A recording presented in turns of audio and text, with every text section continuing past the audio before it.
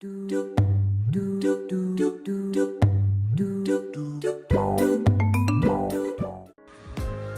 are many different types of food preservation. A lot of people have asked me why I choose to can rather than freezing.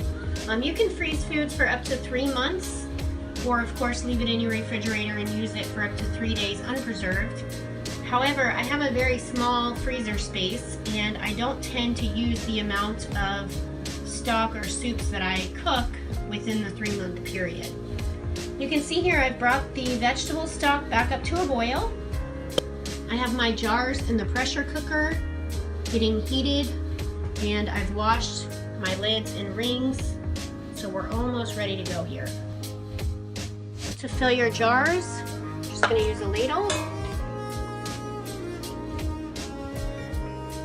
Stock in particular, you want to leave a 1-inch head space.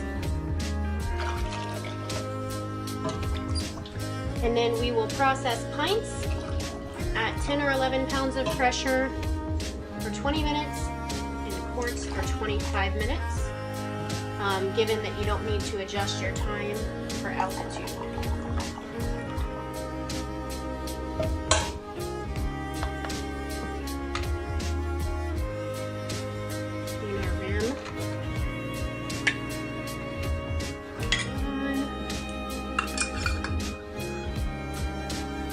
Snug.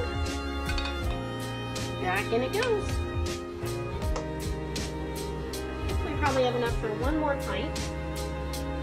You can see with the leftover stock I had just enough to fill a pint jar 3/4 of the way full. That's not something you would want to process in the pressure canner. With that much airspace, there may not be enough pressure in the allotted time to seal properly. So that you would leave in your refrigerator and use within the next 3 days, or freeze and use within the next 3 months. My jars are all in there. I have 1 quart jar, so I'm actually going to process for the full 25 minutes. It's not going to harm the pint jars to process for 5 extra minutes. Once you've let the piece under here steam for about 10 minutes, you can go ahead and put your weight on. You're going to quickly find within a minute or less, probably your valve is going to pop up, sealing the pressure canner, and it will begin to build pressure. When you get to the pressure that you need, you're just going to use your heat to maintain that pressure.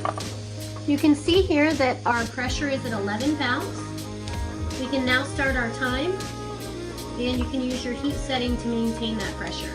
Our pressure valve here just dropped, so it is now safe to remove the weight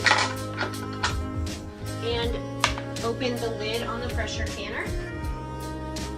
If you have any resistance here, you want to wait and give it a few more minutes.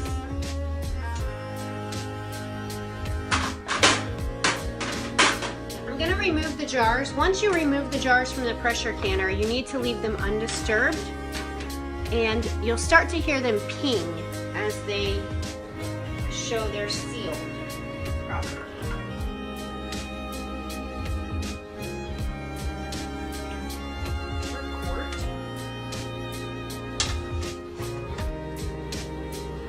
It's more of a pop rather than a ping. You'll hear it.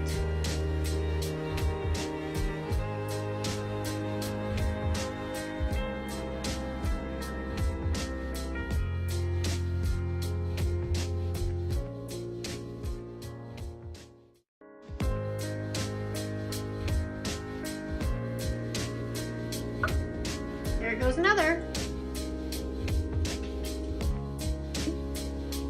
We let our jars sit overnight. You can see that all of them sealed. So now we can wipe them down, clean them up, and if you prefer to remove the rings, you can. You want to write on here what it is and what month and year you canned it, and then you can store them. Voila, you have fantastic base ready anytime you need it.